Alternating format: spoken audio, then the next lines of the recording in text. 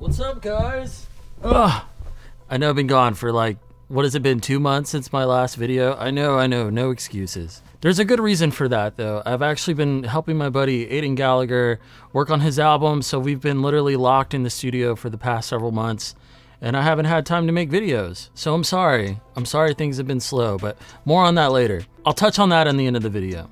Now this video is going to be a lot different from, the normal videos that I do. Today we're interviewing Steve Albini. Well, not actually today. I already did the interview. For you, today, Steve Albini. And I had reached out to him about all the microphones used on In Utero because, I've been working on the IR pack and doing all this stuff. And I just reached out to him and asked if he wanted to do an interview. And he surprisingly wrote back, hold on, because I'd asked him about an RCA ribbon mic, if it was used on the record or not. Here's what he said. Hey Aaron, I've seen your channel and I'm in awe of your dedication. I initially thought it would be tedious going in such depth on a single record like that, but you've made every part of your investigation genuinely interesting and not creepy at all. I have and love my 44DX, but I didn't use it on In Utero. The ribbon mics I brought with me to the sessions were an RCA BK5, fairly harsh sound, a pair of Beyer M130s, still bright but not as brutal as the BK5, a pair of STC 4038s, and an RCA 74 Junior Velocity mic. I know I used the BK5 on the weird quad reverb. Likely tried the 4038s and the 74, which has become one of my all-time favorites in the ensuing years. The studio had a nice Neumann U67, and I'm pretty sure I used that on guitar amps as well. As an aside, a dealer recently contacted me about selling the Volino as a historical object, possibly influenced by the increased attention the 30th anniversary of the record brought, but I believe also influenced by your recreation project.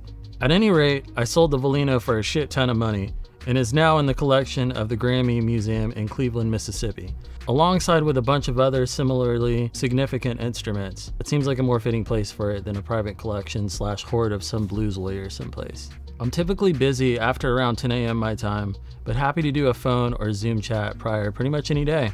Let me know when you want to do it. Steve. So without further ado, I'm gonna go ahead and run the interview. It's long, but I highly suggest you watch all of it because there's so much good stuff in there. And towards the end, after, I'm gonna touch on the aluminum guitars, I'm gonna touch on the IR pack that's in the works, I'm gonna let you know where I've been, and all the other good stuff. All right. How you doing, man? Good. Cool, okay. Nothing special. First of all, I just wanted to say, thank you for coming on and doing this. I'm sure you're gonna answer a lot of questions that have never been answered. Like, I really wanted to talk to you about microphones, Sure. It's specifically with In Utero, so can you tell me about the mics?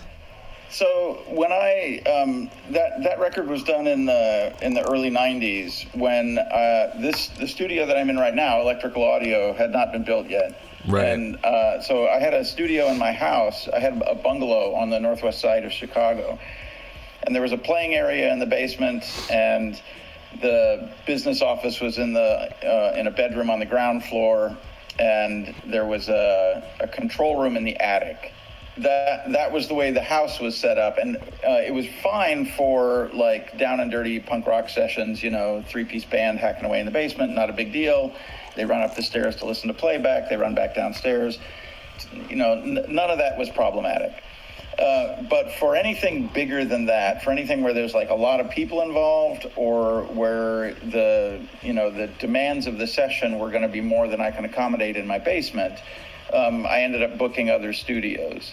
I thought it would be dangerous to have Nirvana in a big city like Chicago for an extended period to make a record, if only because word would get out, and then there would be like people lining up at the studio to hassle them.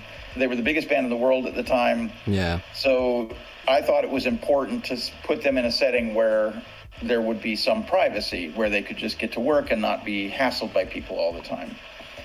And not to put too fine a point on it, there had been some drug incidents with Kurt, and everyone involved was sort of keen to keep him away from drug dealers. Yeah. I had used Pachyderm, the studio outside Minneapolis where we recorded the record. I had used that studio for a couple of other records previously. In the same year, I did the PJ Harvey album, Rid of Me, there. Love that record. I loved working at that studio. The desk was great. The large live room, the acoustics were really great. The setting was great, like the fact that you're out in the woods, away from everybody was great, like no distractions. it was perfect for the way that I like to make records, which is to go in prepared, you know, pump it out in a continuous fashion, and then fuck off. Like, that's the way I like to make records. Yeah. Especially when I have to decamp to another location to do it, the way I like to do it is to bring everything I'm going to need with me, so we don't have to like fight with whatever is missing in the studio. Right. So I always brought a pretty big complement of microphones with me. Pachyderm, the studio at Pachyderm had a reasonable collection of microphones, you know, a dozen or so, maybe 24 useful microphones, but nothing esoteric, nothing really extraordinary. Right. And I had a number of microphones that I brought with me everywhere because I sort of relied on them. The drum microphones I used were made by a guy named David Josephson. Oh, Josephson, and yeah. I brought those microphones with me everywhere. He and I had sort of collaborated on the design of this microphone, and it was perfectly suited to recording drums. So I had a kit of them. I had, at that point, I had probably a half dozen of them, and I would bring those with me on every session. Every time I traveled, I would bring those with me. I also particularly liked ribbon microphones on guitar amplifiers for rock music. So I have come to rely on ribbon microphones for electric guitar recording, and by that time I had built something of a collection of ribbon microphones, and I brought a bunch with me. Speaking of, I remember you mentioned M130s. I have a couple as well. Yeah. And these little things are they sound so much bigger than they look. Yeah. They have they're a slightly different design than the classic long ribbons. Like, they have a very short dual ribbon. The thing that's great about the Beyer ribbon microphones is the high frequency response on them is quite crisp. Yeah. A lot of ribbon microphones are kind of woolly in the top end, but the Beyer microphones are quite crisp in the high end. There's another microphone that shares that property. That's the RCA 74. Yeah. Is like a dinky looking version of an RCA 44. It was actually nicknamed the Junior Velocity microphone when it was a new product by RCA. I did some reading, and apparently they were like the cheaper microphone that you could get from them as well. And thankfully still they're actually quite obtainable on the market today. I mean, any microphone that's that old, any 60, 70-year-old microphone is going to be kind of busted. So Pachyderm, when you guys cut In Utero, was that, I read right, I don't know, an 8068? Yeah, when I first started working there, when the studio first opened, they had an SSL, I want to say an E series or maybe a G series, I don't remember which one. Yeah. But it was a sort of fairly standard SSL. About a year later, they retrofitted it with this Neve 8068, which was absolutely pristine, like super fantastic sounding. It was a working console when they bought it, and it had been maintained well. It just sounded great. Like every single thing that you run through that desk, you just felt like, oh yeah, well I'm a fucking genius. This sounds great. And there are very few desks that are like that, where you can just do your normal thing and the desk makes it sound better. Like those old Neves, the battleships, the 8068s, the 8078s, those Class A ones things, just every part of them sounds great. The mic amp sounds great, the equalizer sounds great, the routing, there's no deterioration in the sound quality in the routing. They're big burly parts, everything is really high spec. I have a ton of respect for those old Neves. For the guitar sounds on In Utero specifically, do you remember what you might have used on the cabinets? I know that I had the RCA BK5, which is a fairly aggressive, raspy sounding ribbon microphone. I had the Beyer M130s and the STC 4038s, and I'm not certain, but I think I may have brought an RCA 74 with me. The RCA 74 is a little smaller than the RCA 44 and the 77, and I think it sounds better in that application as well. It's a little crispier sounding, a little brighter sounding. Yeah, I recently got one because I was looking for one, and then I had talked to you. It's sitting over here. It's the most amazing guitar mic I've ever used in my life. It's incredible. Yeah, I I think they're, it's great that they're still sort of reasonably affordable. And we have a bunch of them here at the studio, and I use them all the time. I really like them. Do you remember, I know it's been so long. By the way, your recall is really amazing. In interviews I've seen of you, I don't know how you remember this stuff, because you do this every day for... Well, I mean, it's my life's work, so all of it's made a pretty big impression on me. Well, just as far as like when you mic stuff up, I remember you saying before there was a quad reverb. Do you remember how many cabs were mic'd up in that? There was only, he didn't use any external cabinets with the quad reverb. It was just the internal speakers. Yeah. And I know that the tubes were fucked up on that amp, but I want to say that one of the speakers was blown as well. I think so too, because I got a hold of just some random multi-tracks floating around, and you can solo. It seems like there were 3 mics, I think, on the quad reverb, and then it sounded like an ambient mic too. Like I've seen you use 421s. I don't know if maybe you did that back then, but yeah, that I don't remember that. I know what mics I had available. So there was a quad reverb, and then he had a Randall amplifier. Yeah. I forget which model. It might have been a Switchmaster, or it might have been a Commander, possibly. Commander. I don't remember. He had this one. He had an amp that he was using on tour that was a Mesa preamp. Oh yeah.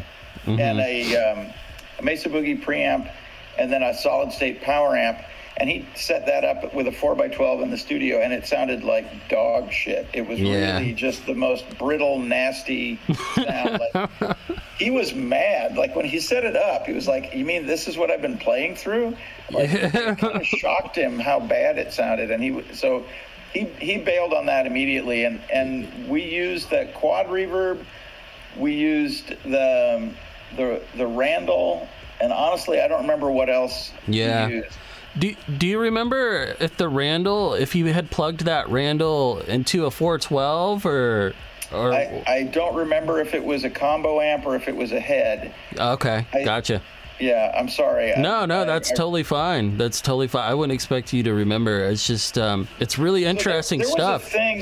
There was a thing for a while about bands from the Northwest using these transistor amplifiers, like the Sun Beta amplifiers. Oh, the Beta leads, and the Randall amplifiers. Back then, were you miking straight off the center of the cone, or was that still in your early days when you were experimenting? I mean, every session is a bit of an experiment, but by then I had pretty much standardized on putting the mic dead in the middle of the speaker cone. Yeah. The working distance from the speaker would vary a lot depending on the sound. Yeah. Like if it was too thin, I would often move the mic closer. If it was too like boomy or bassy, I would often move the mic back, so that distance front to back would change a lot. But I always put the mic sort of dead center on the speaker. I guess if you backed one up, you kind of would have to do it for all of them, right, to keep them in phase. Yeah, but I didn't. It's rare that I would have more than 2 microphones as a close mic on the cabinet. Like I would occasionally have the 2 close mics and then a room mic. Yeah. Or, if there were 2 amps running, I would have 2 mics on one and 1 mic on another. Yeah. But I rarely do like a big array of microphones around a guitar amp. Like I would rarely put like that makes sense. 4 or 5 mics around a guitar amp. That's just breeding a scab, in my opinion. Like, you just get too many options, and everything sounds like shit, and you have to, it gets confusing. Not getting anything done. So I tend to limit my options to 1 or 2. Did for any reason, did any like amp stacking ever happen where he would maybe run 2 amps at the same time, like split in and run 2 amps? I don't remember. I know that was an option. I know that he had a switcher as part of his pedals. Like he could do that. Yeah. But I don't remember him doing that. I remember him using just inline distortion pedal. He had a DS1. That was actually kind of weird. He had a bunch of these Boss DS1 distortions. Yeah. And he claimed that all of them were bad except one. and I couldn't hear any difference between them, but he could hear a distinct difference between these different DS1 Boss pedals. And so he had a DS1 that he used but I remember him not liking that as well as he liked the Tech 21. He had a Sansamp boost pedal that he used, and that was like the principal boost and overdrive sound for him, was using that Sansamp pedal. Do you remember seeing any other pedals? I think it was mainly that, right? Like a Echo Flanger, the Sansamp. There was some kind of a there was like a Memory Man that had the vibrato function or the chorus function. Chris had a chorus pedal he used on the bass, but not often. I think he only used that on one or two moments, honestly. That's one other thing I was going to ask you really fast. Did you guys do any post-processing on guitars? Like anything after the fact, or what you heard was what you got sort of thing? Like the only production that was brought to bear on the guitar was that Kurt doubled a few of the tracks. Like he would often play the song with the band, and then at some point in the week he would stick another guitar on there, and it was typically a different guitar. Like he didn't do the same guitar twice. He and I both had learned fairly quickly that if you double a guitar with the same guitar, it often sounds muddy. Whereas if you double a guitar with a different guitar, it sounds broader and bigger, and you can hear the difference between the two of them. That's really interesting. What about EQing? Did you guys EQ on the desk at all, or not much? We may have. I mean, I wouldn't make note of things like that. It wouldn't be wouldn't be unusual to, like, one click of brightness on a guitar or one click of low end for a heavy part. Sure, yeah. Like, wouldn't be unusual, but we didn't do anything radical. The only thing that we did on anything that was really like radical in terms of production was the solo in Heart-Shaped Box. Where Kurt wanted a really wild sound. Like he wanted it to be a really uncontrolled sound that would then like sort of snap into that sort of tremolo, that pretty tremolo. For that, we used this box that my friend Mr. Bill made for me that was a ring modulator overdrive pedal that he called Mr. X, or Pedal X. And it was a ring modulator pedal that had an amplifier that could be overdriven in it. At its lowest settings, it was a tremolo. At its highest settings, it was a ring modulator. And anywhere along that path, you could turn the gain up and it would overdrive. It was but it only had an on-off switch. It wasn't like you can turn on the tremolo and then turn on the gain. It was always one or the other. It was always on or always off. And Kurt played around with it for a while, and he came up with this really brittle, ratchety sound for that solo, and he loved it. And then when he played it for Chris absolutely hated it. He was like, why are you putting this big smelly turd in the middle of this great song? Like, he really thought Kurt was trying to sabotage such a beautiful song.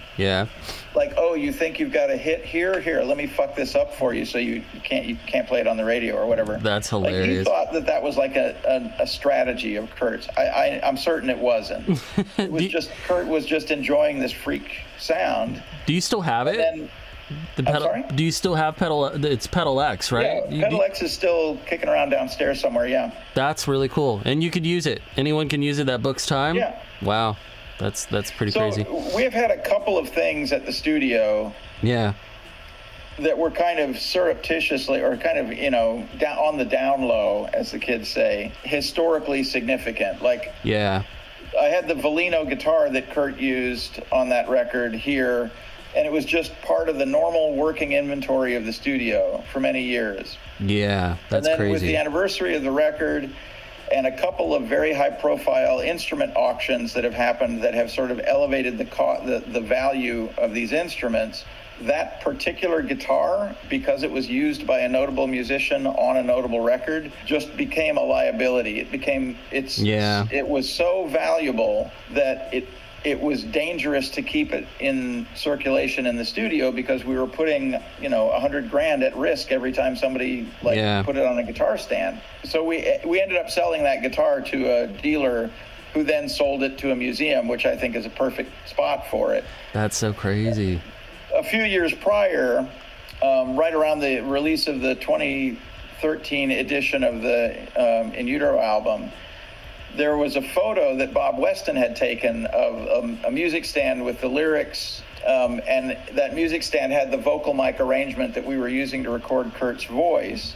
And those specific microphones were still in use every day in the studio. That's crazy. Here. Yeah. But because of that photograph and because of the notoriety of those microphones in that record, yeah, those microphones were now suddenly worth, 10 times, 20 times their actual functional value. And again, it became like a liability to have them in the studio. Like, yeah. You have this thing that's worth 50 grand sitting there.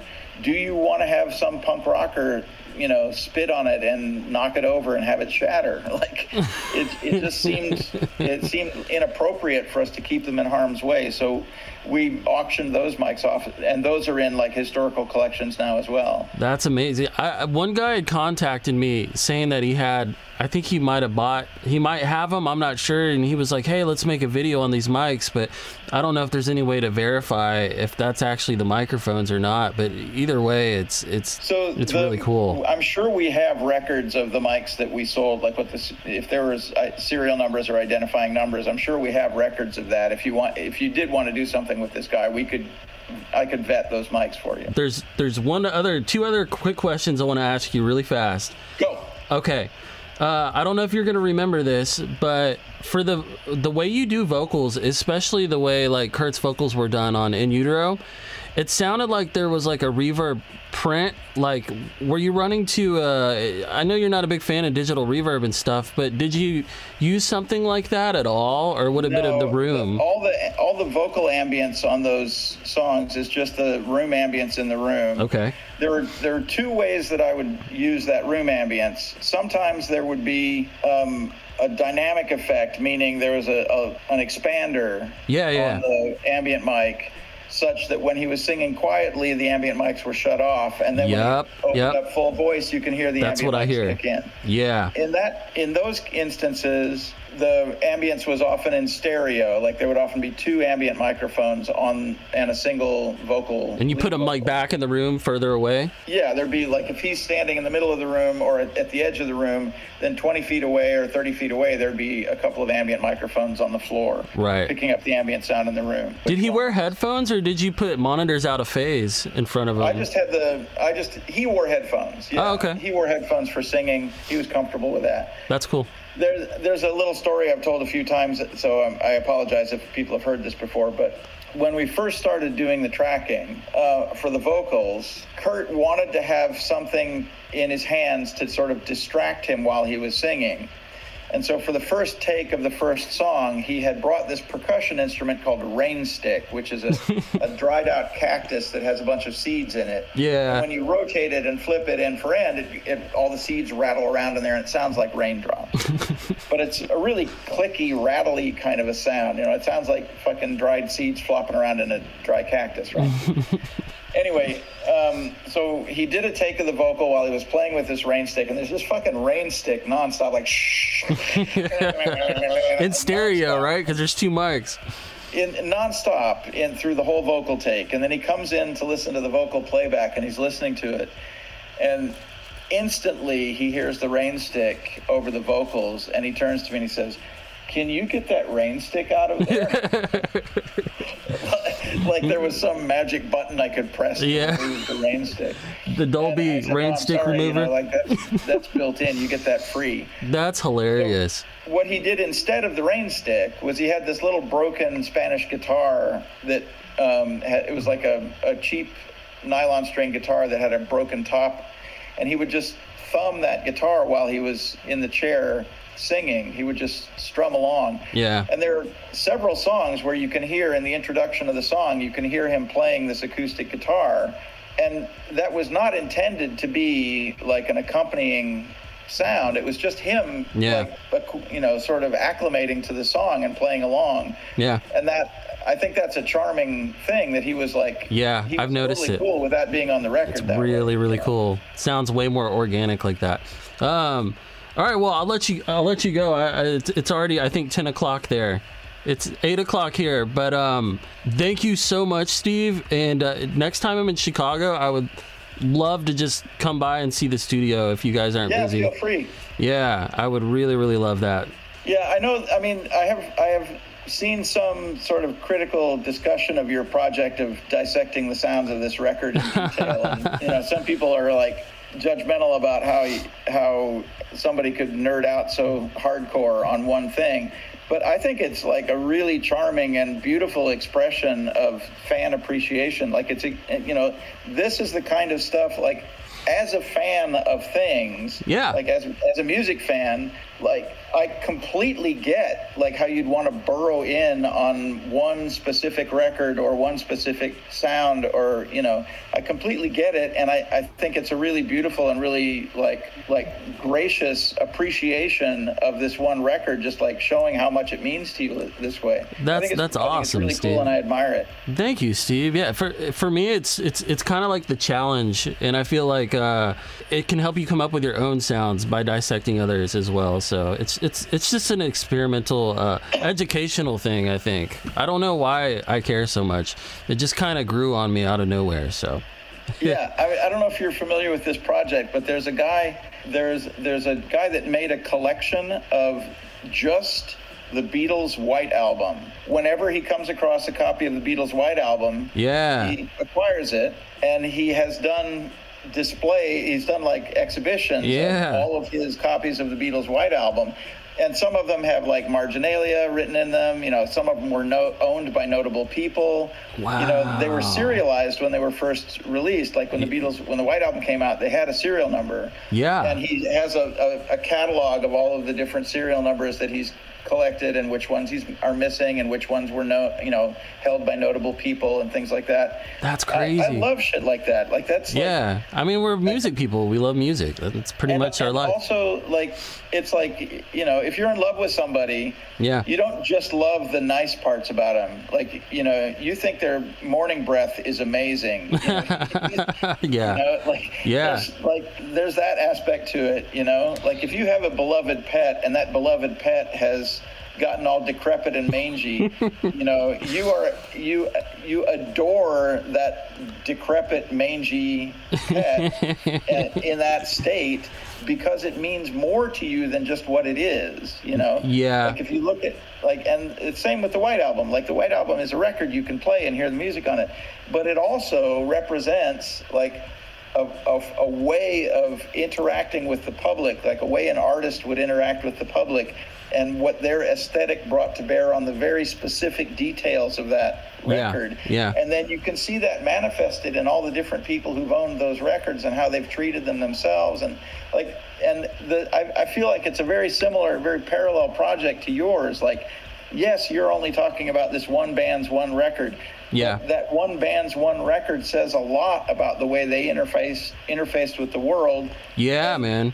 30 years later, too. It's crazy. I think, honestly, though, a lot of it is really more to do with what microphones you chose, how you decided to do it, because for Bleach and Nevermind, they're great records, but they don't have the same feel to me. And I think it's the feel that you created that I'm so crazy about. That's very kind of you and very generous, but I feel like I have always felt like my job is way easier than anybody else's in the room.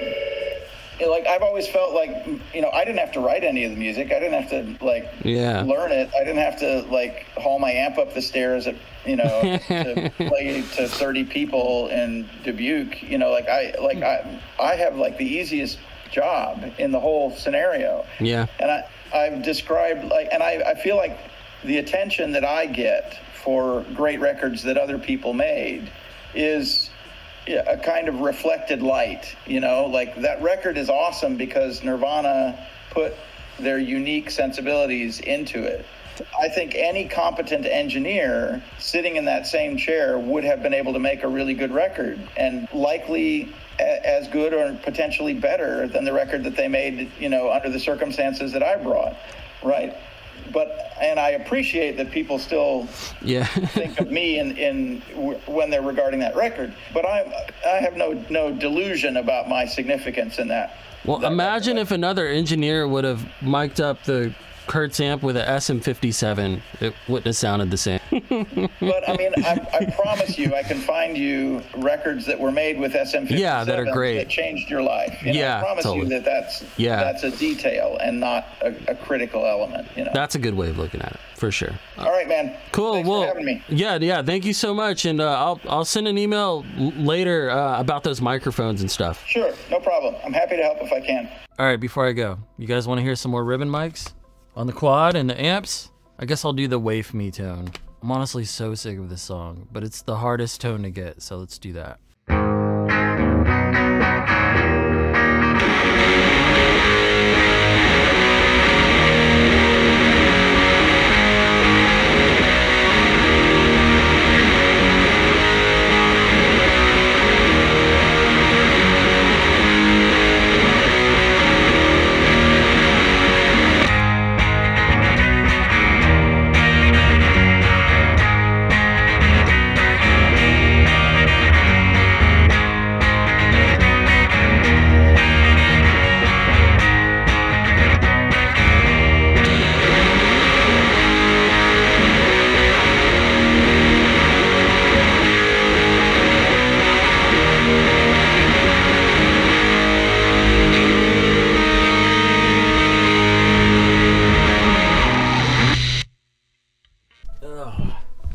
In case you guys are wondering about the IR pack, that was it. That was all IRs.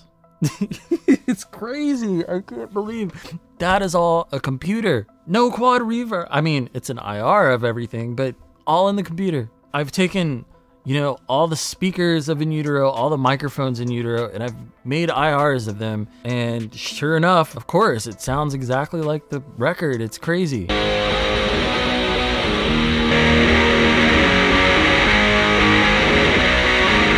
So remember in the beginning of the video, I was telling you, like, I've been gone for so long and I was gonna update you guys on the IR pack and all that stuff. Well, the IR pack is done, it's finished, but I have to get the website launched. But I've been in the studio with Aiden doing a ton of engineering work, and I have another month left. So there's probably not gonna be any videos this May, but starting June, the website's finally gonna launch. You're gonna be able to get the aluminum guitars. Pre-orders are gonna finally start on that. It's been like probably a year now since the development of that started, and it's gonna be really cool this summer to finally be able to kick that off. And the IR pack is gonna be available. So yeah, if you guys are still watching after this super long video, thank you.